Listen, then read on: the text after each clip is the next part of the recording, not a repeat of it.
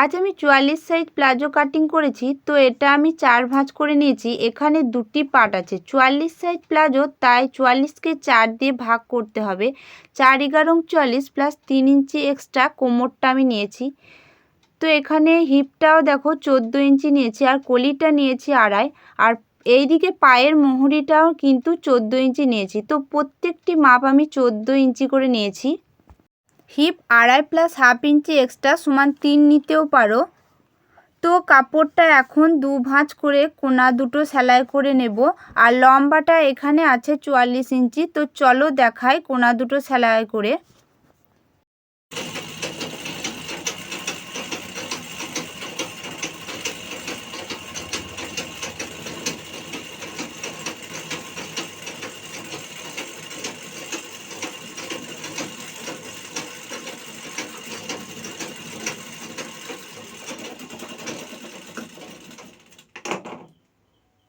এখানে প্লাজোটা দুটি পার্ট আছে, আর কাপড়টা উল্টো দিকে করে নিয়েছি।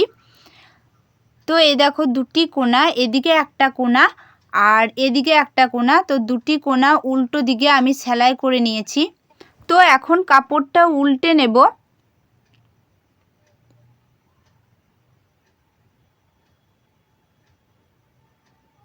কাপড়টা উল্টে নেওয়ার পর দেখো পাগুলো খুব স্পষ্টভাবে ভালোভাবে বোঝা যাচ্ছে।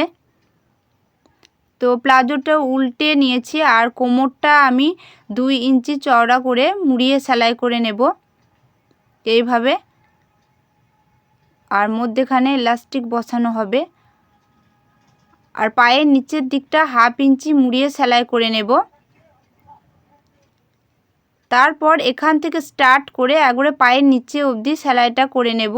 আর একটা কথা, এলাস্টিকটা ভরার জন্য এবং দড়ি ভরার জন্য একটা ফাঁক রাখতে হবে, আর হাফ ইঞ্চি মুড়িয়ে সেলাই করতে হবে এইভাবে। তো প্লাজো প্যান্টটা এখন রেডি হয়ে গেছে, আর সেফটি পিন দিয়ে এলাস্টিকটা আমি পুরো কোমর ভরে নেব। তো এইভাবে ধরে ধরে এলাস্টিকটা ভরে নিতে হবে পুরোটাই। তারপরে এই ধার বরাবর এলাস্টিকটা ভরার পর একটা সেলাই দিয়ে দেব। তারপর মধ্যেখানে যে অপশানটা আছে সেখানে ফিতেটা আমি ভরে নেব।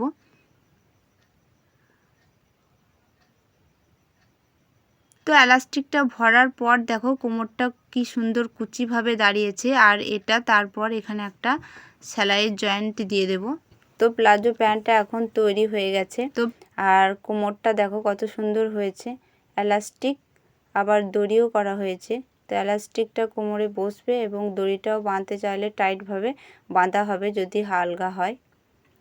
তো আজকের ভিডিওটা এই পর্যন্ত। কেমন হয়েছে কমেন্টে জানাবে। টাটা।